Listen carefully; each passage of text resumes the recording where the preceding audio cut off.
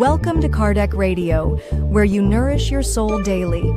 As you wait for our next program on the way to the light, visit Kardec Publisher at kardecpublisher.com to check out our latest books. Also, check out our Kardec Flicks, Spiritism in a Click. Just go to kardecflix.com. And now with you, our host, Angy Stewart, with the program On the Way to the Light. Enjoy it.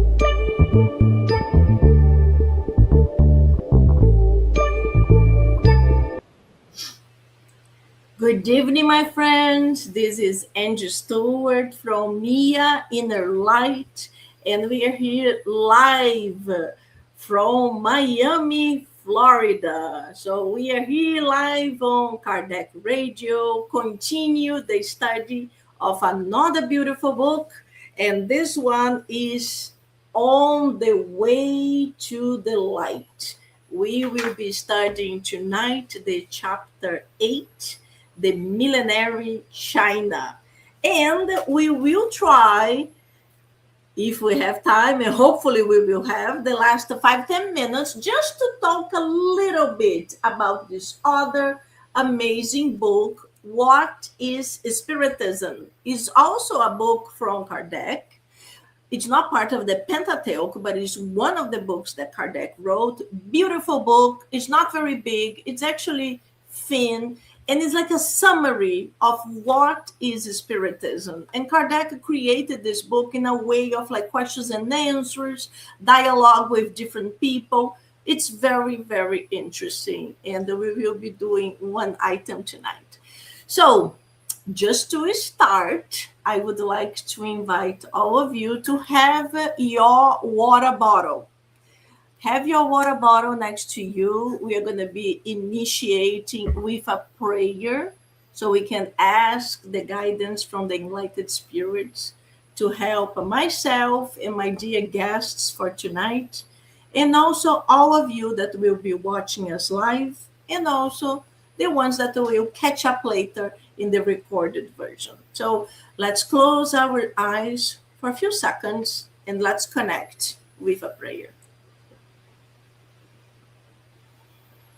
God, our Mother and Father, thank you so much for another opportunity of being together online, where we can connect with brothers and sisters from all over the world and continue our beautiful studies of Spiritism, helping us to continue evolving, improving, and having a better understanding of life here on earth, but also of spirituality, because this is the real life.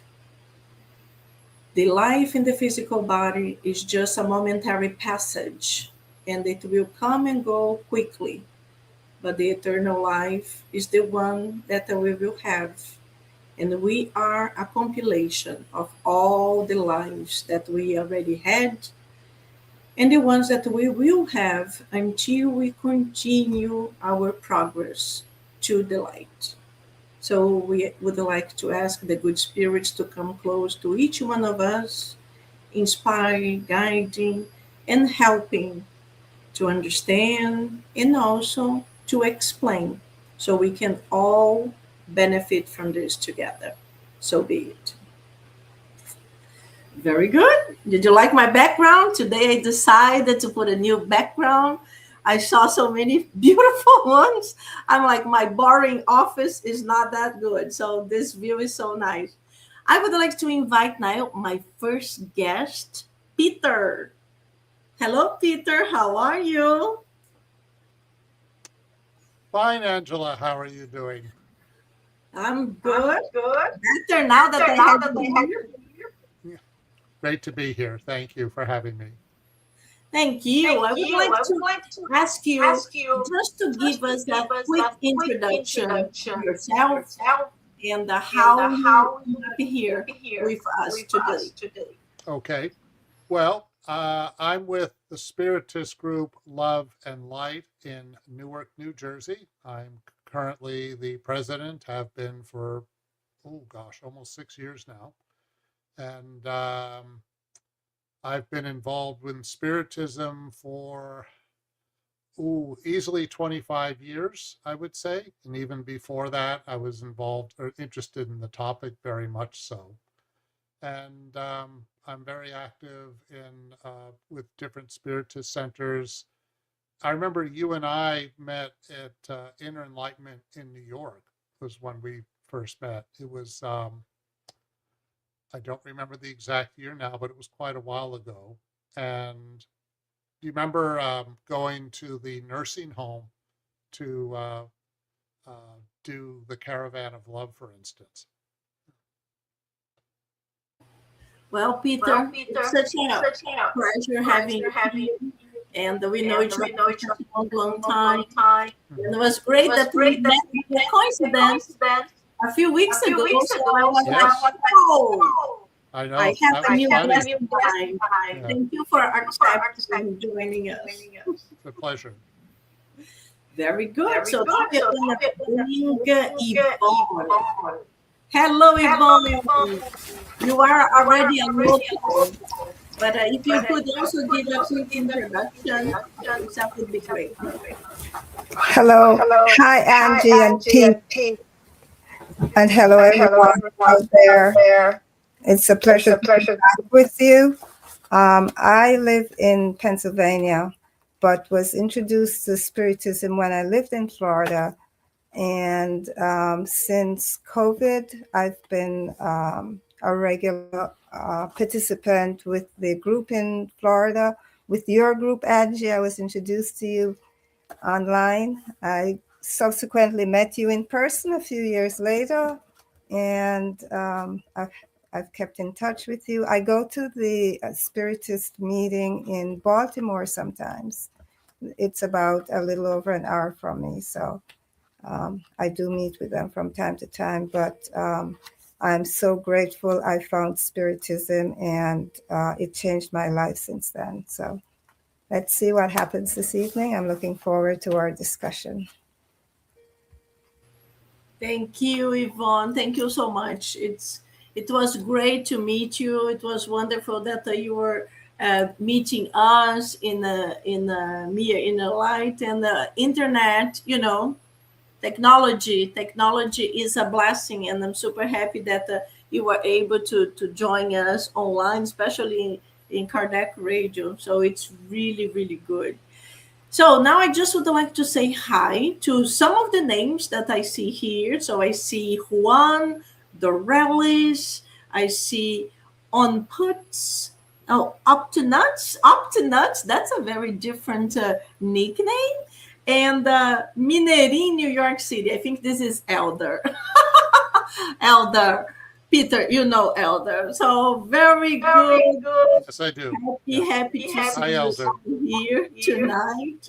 Elder, you are welcome. Our guest from Brazil. Very, very good.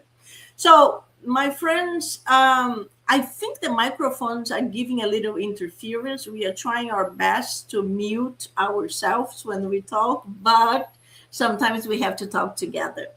Anyway, so if you just arrived here, we are studying this beautiful book, On the Way to the Light. This book was psychographic by the Brazilian medium Chico Xavier, one of the 400 books he did. And this is by the spirit Emmanuel, that is his mentor, was his mentor when he was incarnated. And this book talks about how the planet Earth was created. And all the previous chapters, they gave many, many, many details on how it was created. Jesus is the planetary governor of our planet. So he is our Christ. There are many Christs. And what Christ means is a Christic spirit, is an elevated spirit that already have this knowledge through so much love and morality to be able to take care of millions of people. So we understood about Jesus. Then we understood how all the modifications of the planet, how the first how can I say, the bacteria, how it started the formation of the first animal cells. And we continue with the evolution. We talked about the civilizations from Capella. Capella is a star far from us, is a star that is very evolved, but exactly like our planet Earth right now, the planet Earth is leaving the trials and expiations phase. It already left. And it is started the regeneration phase. But we feel still like trials and expiations because it's a lot of pain, a lot of turmoil. We still have wars. But the enlightened spirits, they explain that for the planet Earth to go into the regeneration, all the difficult spirits that didn't want to reincarnate, they were in the basement of Earth, they had to return. So they are here with us. But as God is good and Jesus is our loving governor, he also sent a lot of emissaries of love to help to balance the situation. But tonight, we are not going to be talking about the Capellians, these people that came from Capella. We're going to be talking about China. Just to quickly let you know, but you can watch all our previous videos. The civilizations that came from Capella, they were extremely intelligent, but they were still very hard on their heart. They were not very loving, not elevated morally. So they were different from the ones that were in Capella. And they couldn't stay there. It's more or less like you were doing high school and you are not doing good in math. So you will have to repeat. You will have to do it again. But it will reach to a point that you cannot stay on the same grade forever because you are not evolving. So you had to leave. And that's what these people happened to them. They had to leave Capella because Capella was continue the evolution. And then they came to Earth. So we already studied about them. But tonight we are studying about China. And China was a civilization, was a group of people originated from Earth. That's what Emmanuel tells us. They did not come from another planet. So let's go to talk a little bit about them. So as I usually do, I will read the first little lines here. So chapter 8, Millenary China. After our brief dissertation on the white race was chapter 7, which was made up of the ancient Aryans, we must now examine the oldest three of all Earth civilizations, so that we may observe the loving and continuous assistance of the Divine Master for all God's creatures. Undoubtedly, the most pristine light of all Earth's evolutionary impulses is millenary China, with its valiant and resigned spirit, but with no sure course on the pathways of overall spiritual growth. So this first item here gives us a little summary of the China civilization. And as you can see, it talks that it is the most pristine light of all Earth's evolutionary impulses. So all the civilizations is the most pristine. We have also to understand that this specific book was written in 1938. 1938. So yes, China evolved a lot, and nowadays the China from the 38 and the China from 2026 is different.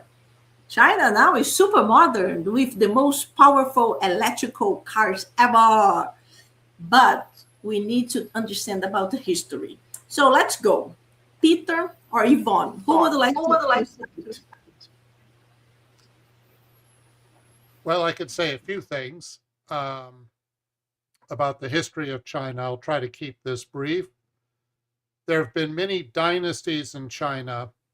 The oldest one was the Zhou dynasty, which was easily around the time period of Moses, so around 1500 BC.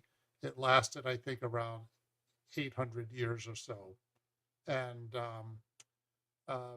there have been many different civilizations. I won't attempt to try to describe many of them, but China is, one thing about China that Emmanuel touches on is historically, China was isolated naturally by geography because of the mountainous ranges.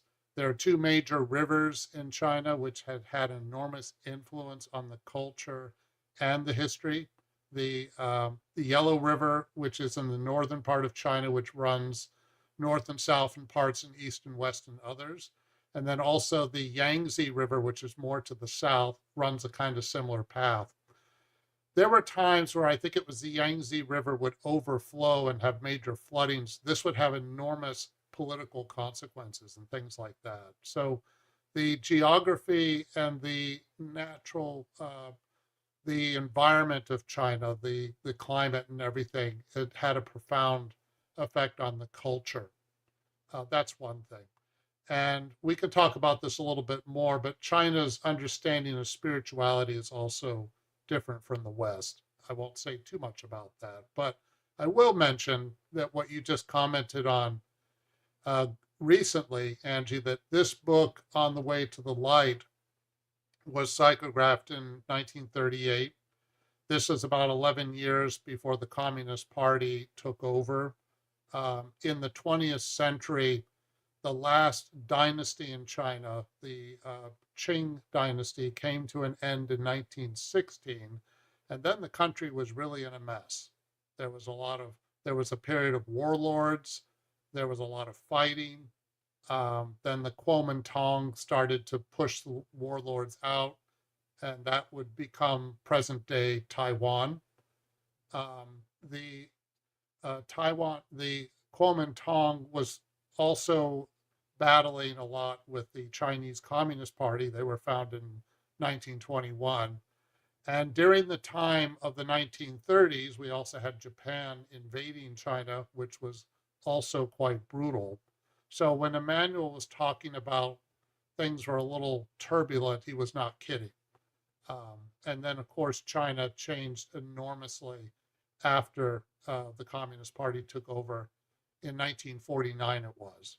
And that's one thing. One other thing I want to mention, which I think will come up if we read far enough, is name pronunciation is different. There's the Chinese system of transliteration.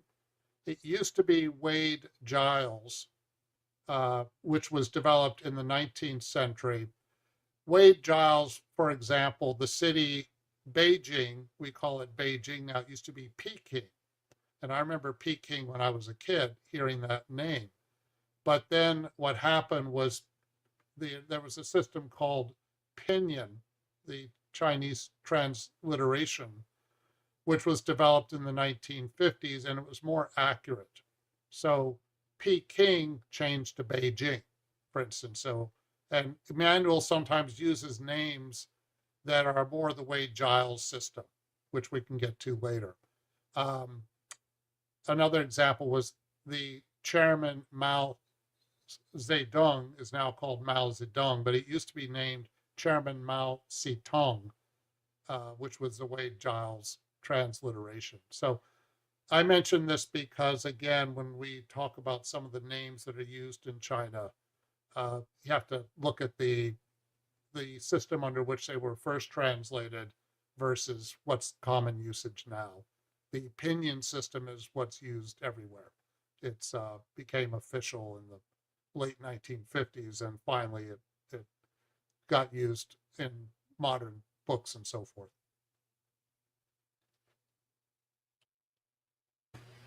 Okay, if I might jump in here. A Chinese expert. I didn't even know that. Look at that. Very good. Yeah.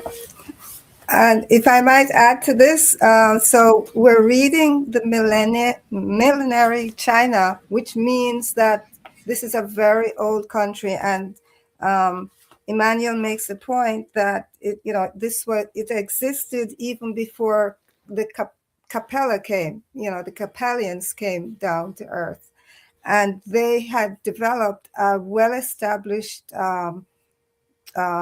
country with well organized socially, culturally, but over the years the culture became stagnant, and I think that's the point. As we get to this first section, it says that the country exhibited some stagnation. And when you think about spiritism is when we think about how we live, we are never stagnant. We have to evolve. And that, from a spiritist point of view, was what kept China from evolving over time. And as we read the rest of it, some other things will come out. But to set the stage, it's just saying that this is the first, it calls it the something, I can't find it here, but it's saying that it was established even before the other civilizations, and it was well established. Okay.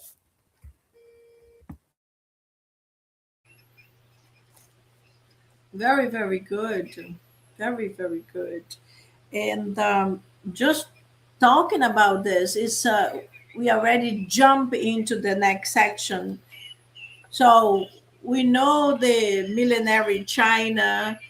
It is full of culture and was already well established when the Capellians came here. So they were learning with each other, but a little bit different from the Aryans civilization that we learned in the previous chapter.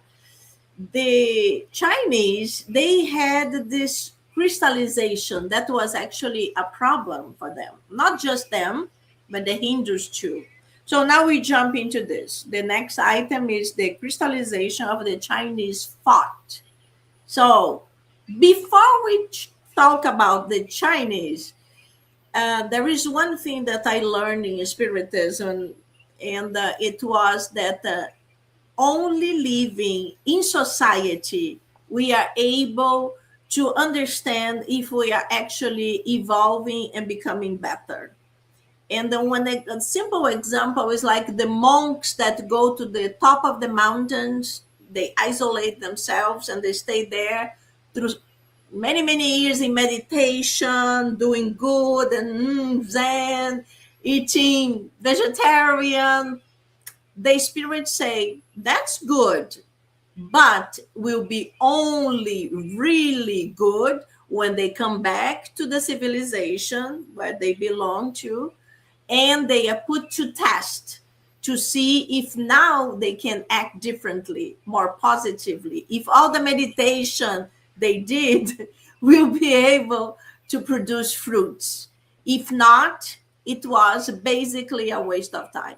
So just thinking about that, let's jump in the crystallization. So who would like to start? I will mute myself.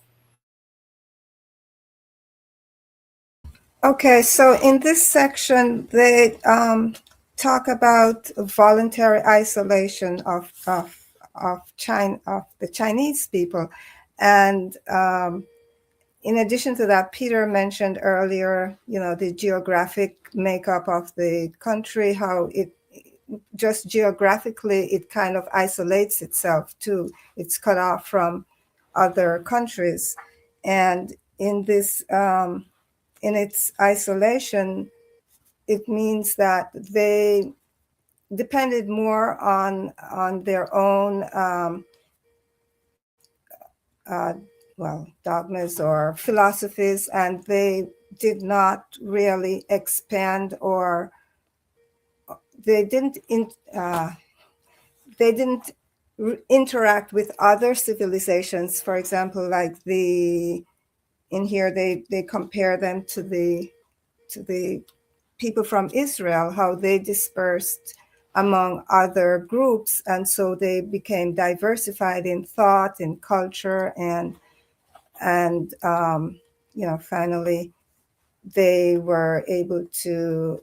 I mean, they're the ones that through which Jesus came, but also they were similar to the Indians in that they also the Indians they went internal, so they were more. They believed more in developing their culture, and they did not expand into other cultures, like I said, the Israelites did. And so that's what I got from this section, that they just did not expand their thought, and therefore they were not evolving spiritually because of, they had their own culture.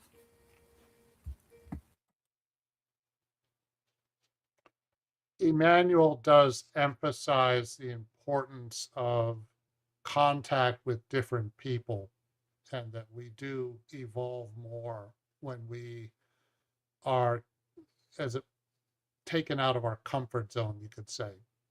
And as I mentioned, and as Yvonne touched on, geographically, the Chinese were naturally isolated for centuries. And so they did have time to develop their own resources. I think it was around the age of exploration, approximately the year 1500, the 1400s, when they started to have some contact with people from other countries. And then there was some trade, Marco Polo, for instance, and stuff like that. But, and that did have a profound effect on China afterwards, as it did much of the world. So it's true what you were touching on, Angy, about it's like what we talk about in Spiritism. It's one thing to study Spiritism, study the codification. It's another thing to put it into practice. That's where the challenges come. And we can talk about forgiveness, for instance, but then when we're actually tested, well, that's something else.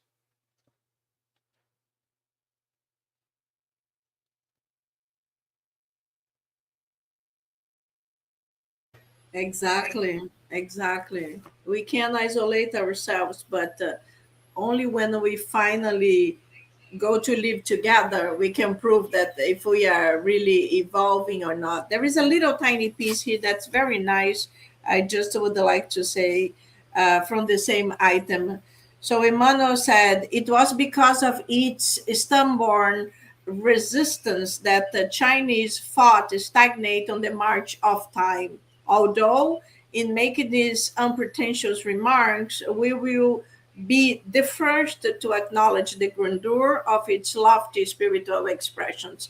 So it's beautiful. Yes, they were stagnant, they were hard, they were isolated, but they had a lot of very elevated spirits that our Master Jesus, as a governor of the planet, sent there to help them to evolve spiritually. So the first one we will be talking is Fohi, and then we will go a little bit to Confucius and Lao-Tse. So let's go. Fohi. Should I go first? Okay. Well, actually, when I was talking before about the transliteration, Wade Giles versus Pinion, Fohi is an example of that. Nowadays, he's referred to as Fushi. But part of what Emmanuel talks about in this next section is the contributions China made to spirituality. And one of the oldest and sacred books in China is the I Ching, which has been compared to, say, the Holy Bible. That it is a very all-encompassing book.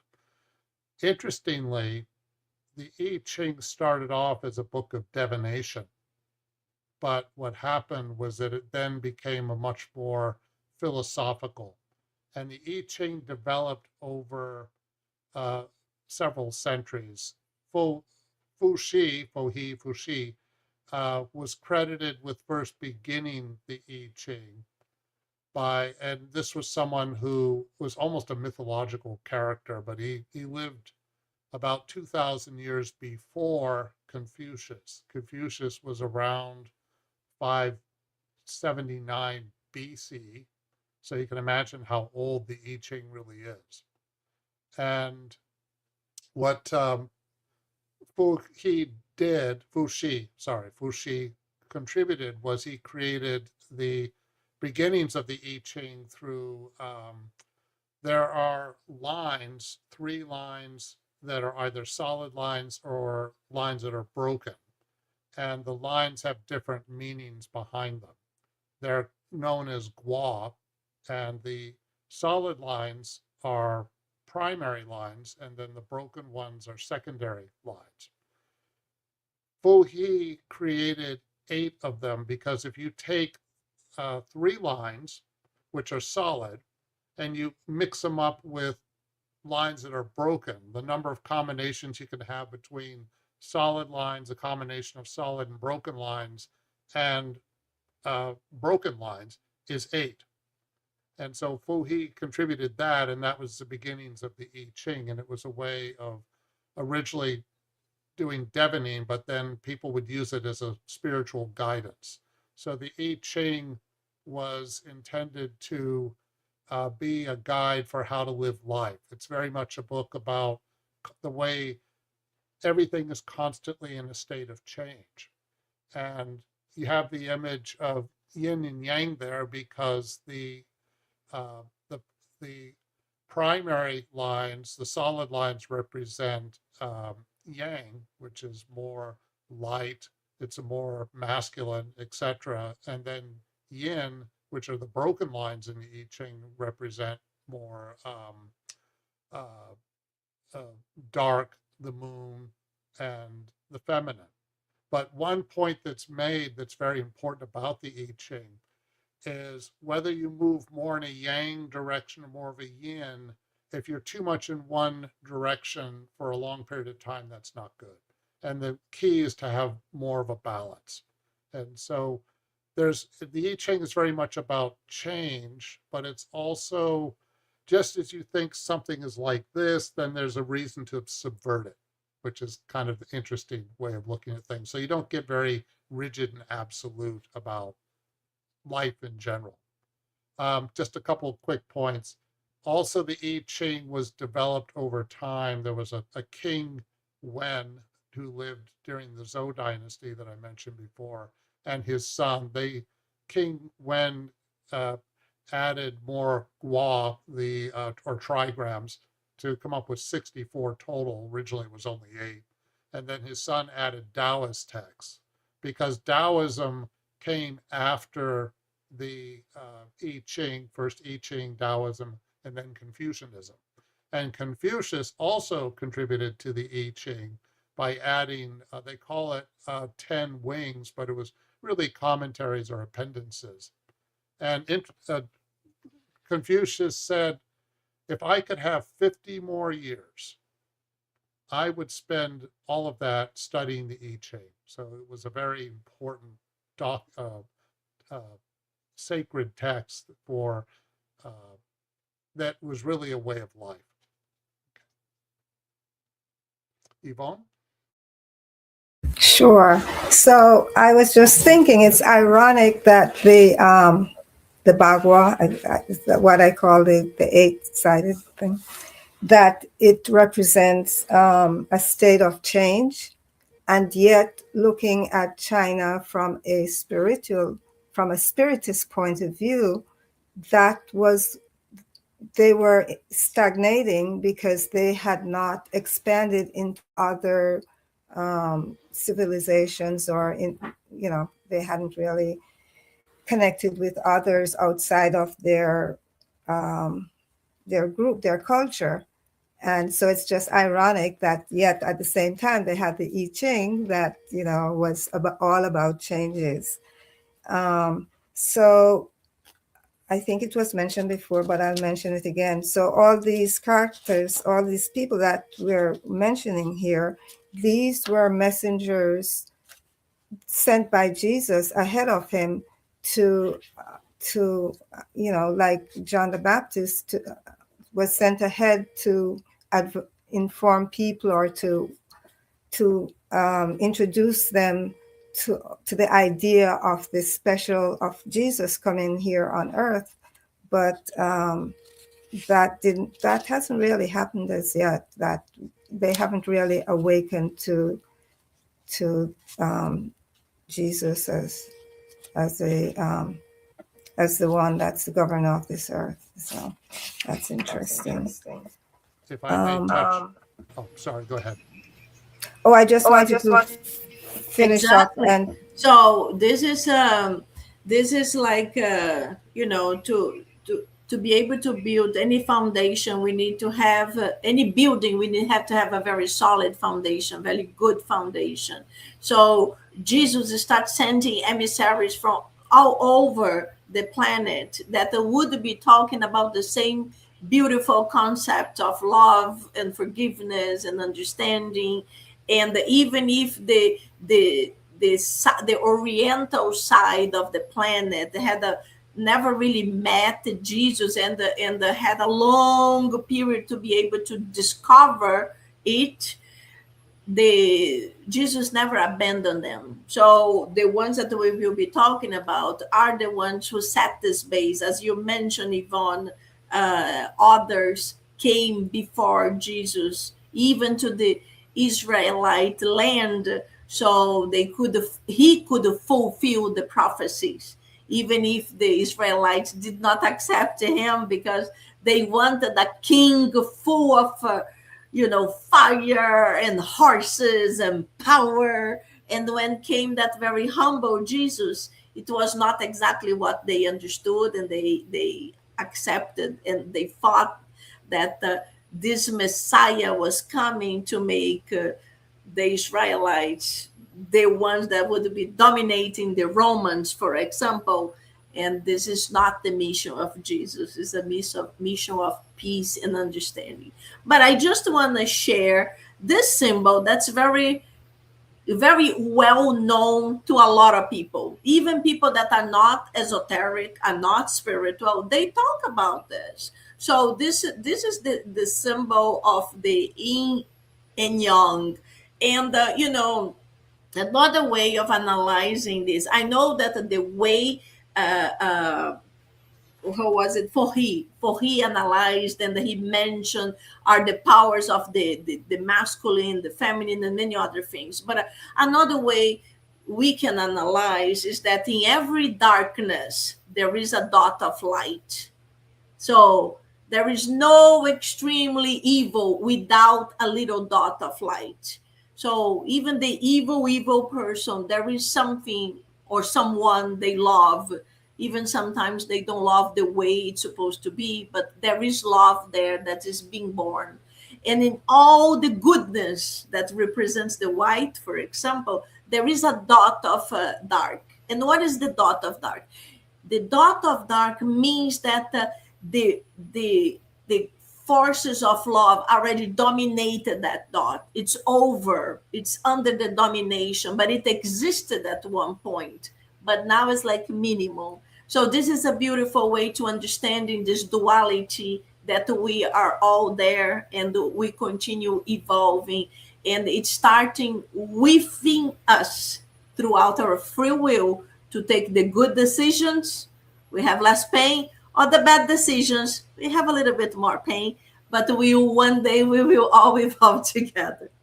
So very good. So let's move on. Now we have to talk a little bit faster because time flies. We need to talk a little bit about Confucius, Lao-Tse, and we will jump into Nirvana, because Nirvana was a very confusing way that they gave actually problems to the beautiful light ideas of the Chinese. So Let's go. Who wants to start? Well, Taoism and Confucianism are very much about humility, among other things. They are about deference of character. They tend to be about treating others kindly. There's a lot of advice to rulers about treating people with kindness and not mistreating them. Of course, as Yvonne mentioned before, there are periods of China's history where people weren't doing that. It's not like they didn't have the knowledge or the resources. But there are similarities in terms of Jesus's teachings about the universal love and ministry of love in connection with some of what Confucius was talking about. Confucius does emphasize at one point, good for goodness sake. In other words, you're not good just because you have an agenda to get through, but rather because it's the right thing to do. And it's interesting that another important theme in China is filial piety, which is where you have a very strong deference for one's parents. There's ancestor worship, but there's also a great deal of respect for one's parents, one's lineage. And so there's an awareness of past, present, and even the future.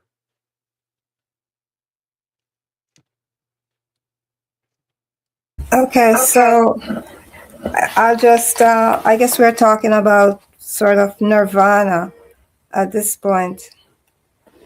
So that idea of nirvana where you become enlightened and I think you have union with God at that point. So that's where everything ends as far as the Chinese are concerned. Once they unite with the soul of God, then there's no reason to do anything else. But as we know in Spiritism, it's a little different because we are ever evolving and we never stop. And even if we become an enlightened being, which would be millions and millions of years, we would still be working. We would not stop evolving. Even Jesus, he's still working for us or with us. And but the idea of the ancestor and that there's a union with God, that's why the Chinese, from a spiritist point of view, have stagnated because there is no reason for them to go beyond that union with God. And therefore, the idea that, you would have Jesus coming to as a source of redemption for us, that concept doesn't exist for them because, once they unite with God, then there's no need to continue to evolve. And so that's the reason why they have stagnated over the years. At least that's my understanding of what I read. I don't know if you guys want to jump in on that. I could, the dynasties, the centuries and millennia of dynasties certainly created an entrenched way of doing things, a very strong hierarchical system, very class conscious in their own way, that didn't change much. And that's probably a major reason why, the turmoil in the 20th century and the Communist Party takeover was such a strong reaction against that. Of course, you two were talking before about how there wasn't much contact with the West, and yet, Marxism, which came, Karl Marx and Frederick Engels obviously influenced people like Mao Zedong enormously. Marxist Leninist doctrine is what he tried to incorporate, but do it in a way that would work within the Chinese culture. China did, of course, get exposed to Christianity, but I was thinking as you were talking, Yvonne, that in the middle of the 19th century, when the Qing dynasty, the last dynasty, was pretty weak, there was a war for about 15 years called the Taiping Rebellion. And the Taiping Rebellion was a very It was started by a guy named Juan Shichong, I think his name was. And he was a medium. And he kept having these visions, and he really thought he was the brother of Jesus Christ. And he started a rebellion against the Qing dynasty. And it went on for 14 years. It was a bloody mess. I mean, there was something like literally 20 to 30 million people dead by the time that thing was done. There were numerous battles. It weakened the Qing dynasty to the point that it would collapse a few decades later. But this was happening around the same time as the Civil War, the war between states in this country. And but it was kind of an odd offshoot of somebody who really took Christianity in a very different direction. But in this case, again, not following some of the traditional values that was from Lao-Tse and Confucius and Taoism and so forth.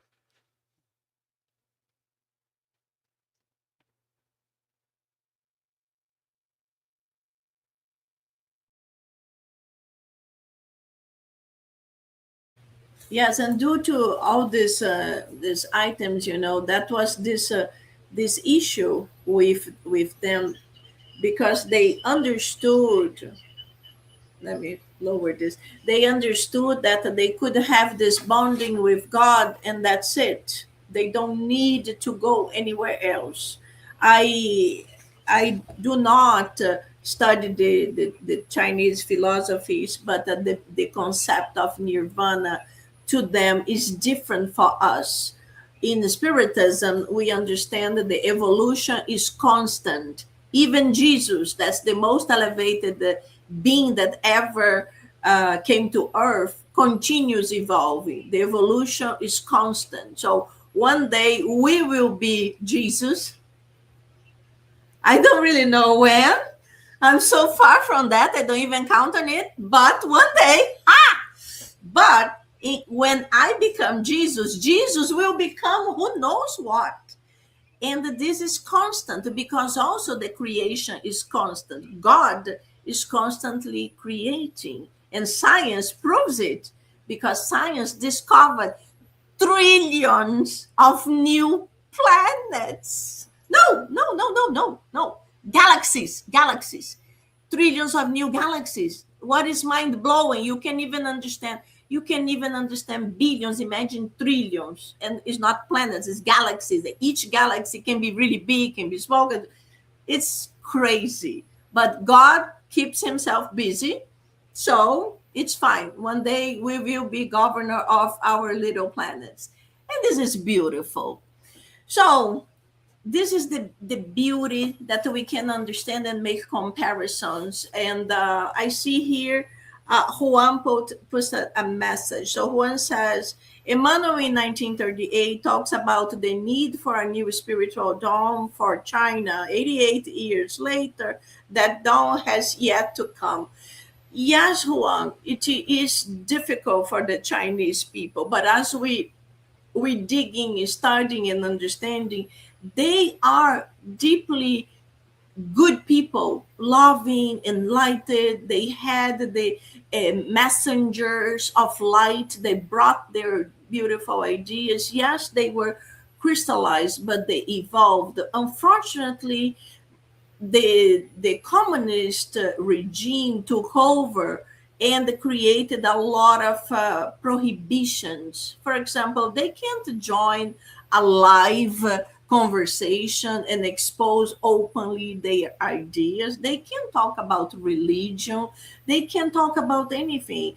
They have their own systems there, not really just to help them, but because they are regulated. They are heavily regulated, and this places boundaries that are very difficult for them. Yes, more recently, they are very, very close to the Occident in the financial system. You see, it's one of the very, very big competitors of the United States of America.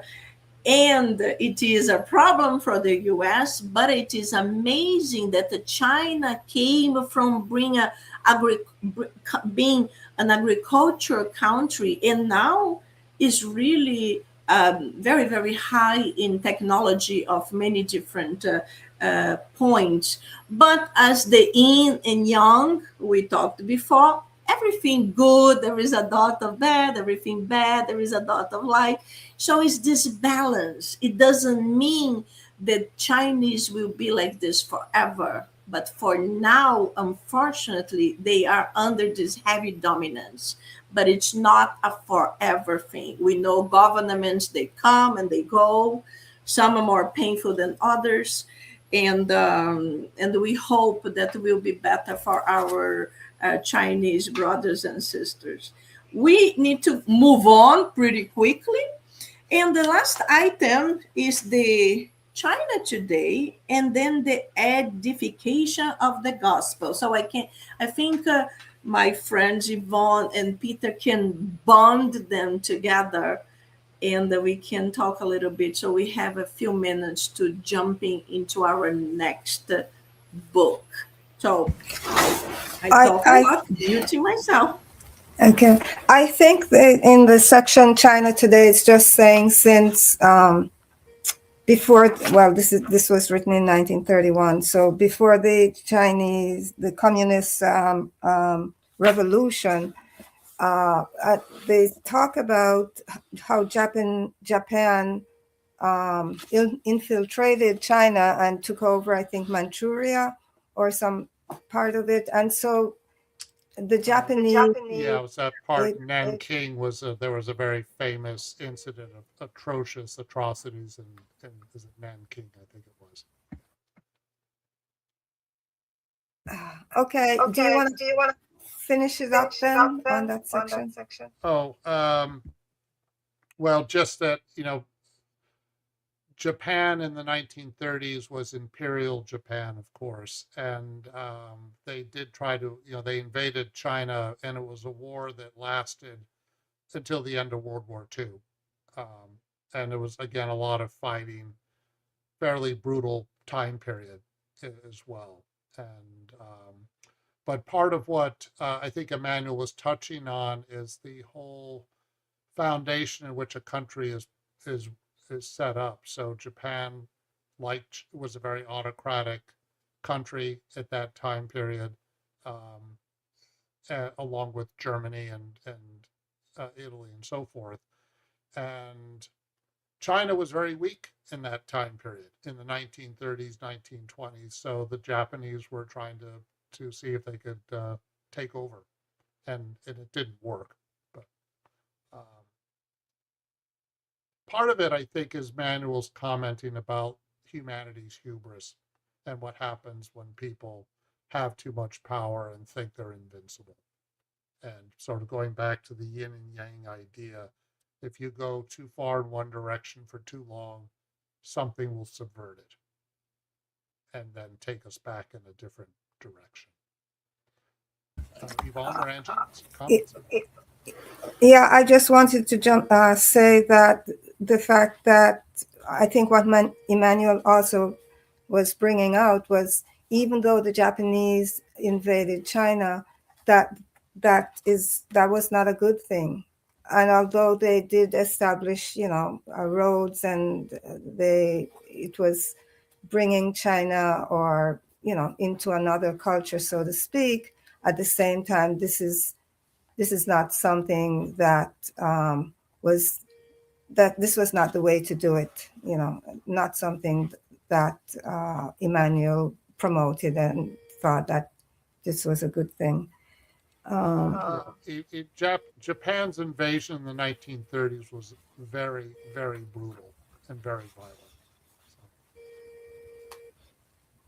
And I think in the last section now, the edification of the gospel, it's just saying that, Yes, every time.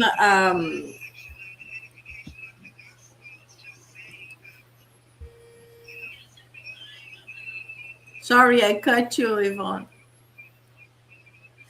Well, every time a country invades another, It's very sad. It brings a lot of turmoil, a lot of destruction. But many times we understand also about the law of destruction in Spiritism. It is in the codification, and it is painful, very difficult for us that we see things with our eyes, not with the spiritual eyes.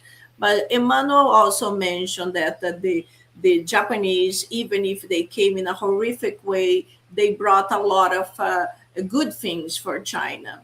And the best way, obvious, is not that one. But if we also understand that the Roman Empire, who invaded so many different countries, but they brought a lot of amazing modernities to that time. So yes, it is painful, but like the yin and yang, there is always good and badness. So we have to choose what we are going to abide for. And the last item I want to read is one sentence that it is in the edification of the gospel. The sentence is, "A new day will dawn for the great nation that became a symbol of patience and perseverance for other peoples." So it is beautiful. And God is our good mother and father, understand the needs of each people. We are all different. Imagine we are born from the same mother and father, and siblings are extremely different, and the parents understand the differences.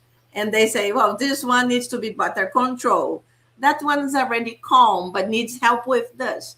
So God is doing a good job. And one day, hopefully, even the type of government they are under right now will be more open, and will be even more connected to the other side, the Occident side, knowing that the Occident is not all good. Even Emmanuel mentioned in the beginning of the chapter the power of the weapons. That's very much what the Occident was connected in the 38, understanding in 1939, the big war happened and horrific things happened. Anyway, a lot of food for thought. And thank you so much for you helping in this wonderful book. It is always learning. We are always learning. And there are so many books that a lot of people never heard about, especially English speakers. So I'm so proud of Kardec Radio that we come here and we can expand the beautiful understanding of Spiritism in another language. So this book is this other one here. What is Spiritism? And we are gonna study a little bit about these items. We don't have much time. So the title is The Solution to a Few Problems by Means of a Spiritist Doctrine. And we are going to talk about the plurality of words. That's a different book, but the same subject. And I even mentioned about the scientists that recently discovered the trillions of new new systems in this beautiful world that we inhabit. So, Peter, could you read for us the item 105, please? Yes. So the question is, are the many worlds traveling through space peopled with inhabitants as is the Earth? Answer. All the spirits have affirmed it, and reason states that it must be so. Since the Earth occupies no special class in the universe, either because of its position or size, there is nothing that would justify believing that it alone is privileged enough to be inhabited. Moreover, God could not have created those billions of globes simply for the pleasure of our own eyes, especially since the vast majority is beyond our sight. I think the last sentence is fascinating because science has confirmed there really are Now, billions. Yvonne, could you read? Okay. Sure, 106. If other worlds are inhabited, To you, Peter. if other worlds are inhabited, are all their inhabitants similar to those of the earth?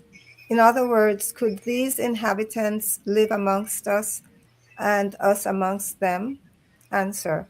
Their overall form might be more or less the same, but their composition must be adapted to the environment in which they live, just as fish are made to live in the water and birds in the air. If the environment is different, as everything would lead us to believe, and just as astronomical observations seem to show, Lola?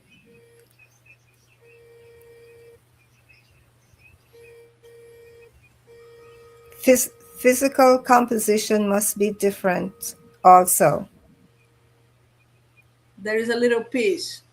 Hence, in their normal, can you scroll up a bit? In their normal state, they probably could not live amongst one another with the same bodies. All spirits have confirmed this to be a fact.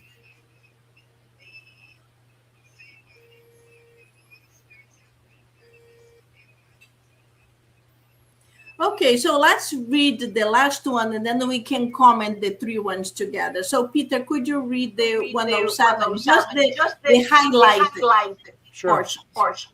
The question, assuming that these worlds are inhabited, are they in the same position as the earth from the moral and intellectual point of view? Parts of the answer. Various worlds are at very different degrees of evolution.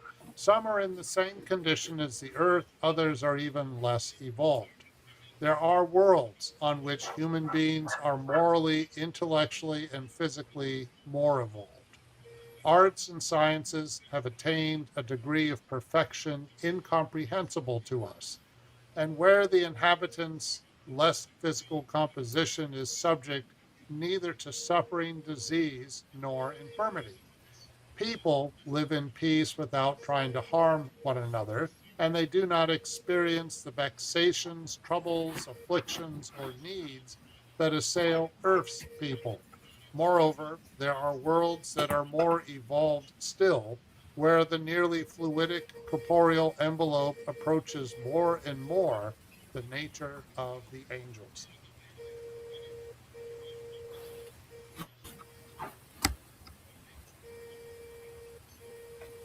Well, what can we talk? Summarizing. What can we talk about these three items? Yvonne, do you want to go first? Sure. So we know, because the spirits have affirmed it, that that all these other planets are inhabited as they are on Earth. We know also that on these other planets, they are not necessarily in the same form, shape, or same envelope as we have, human form. And they bring up the comparison to, just as fish are made to live in water and birds in the air, on these other planets, based on the composition of those planets, they might need other requirements. They might not need air, they might need something else. And I think the last one had to do with and that on these worlds,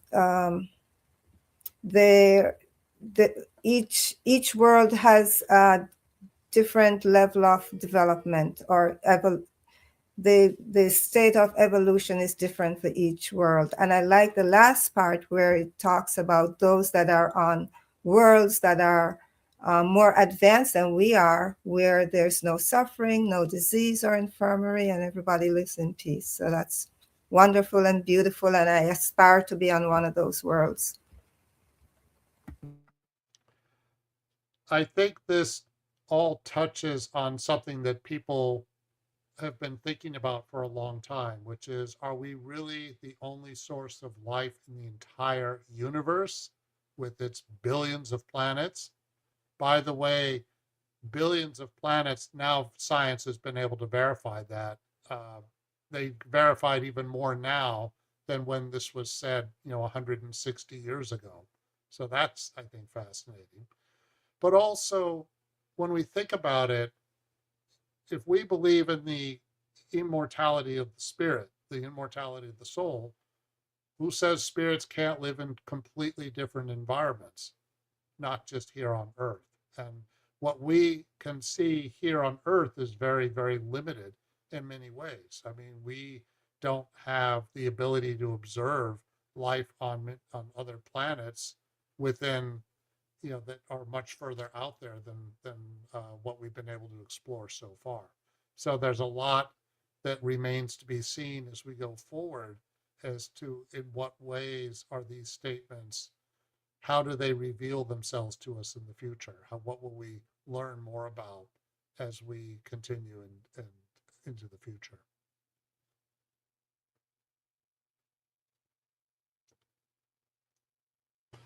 Yes, beautiful, beautiful.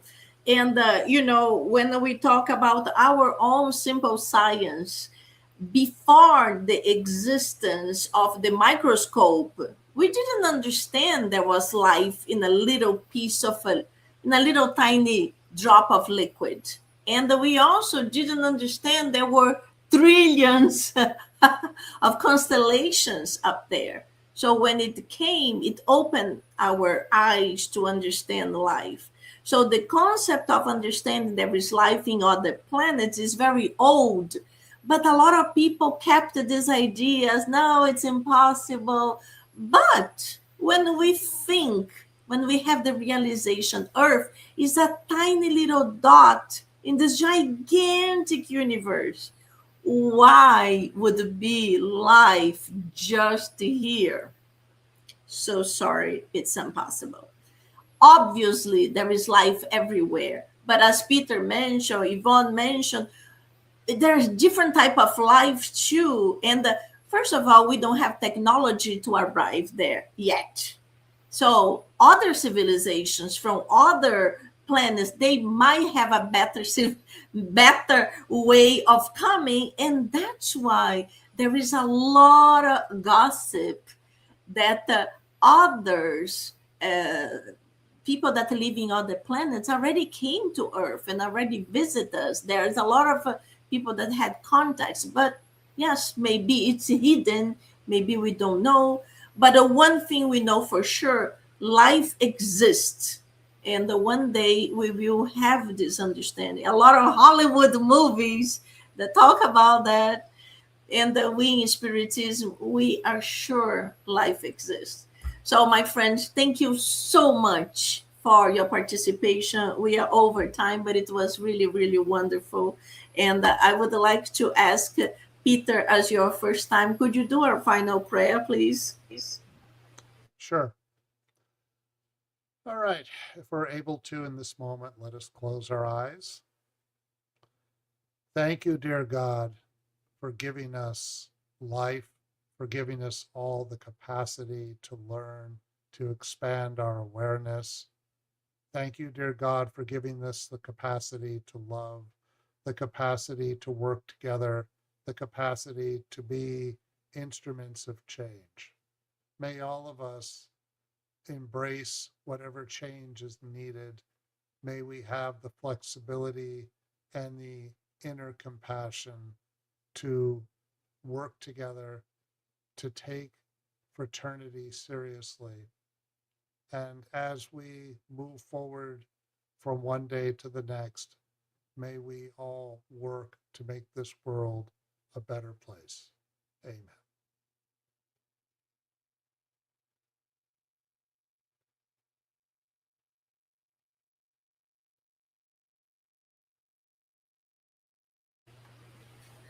Thank you, everybody. It was a blessing. I hope to see you all again next month, another chapter.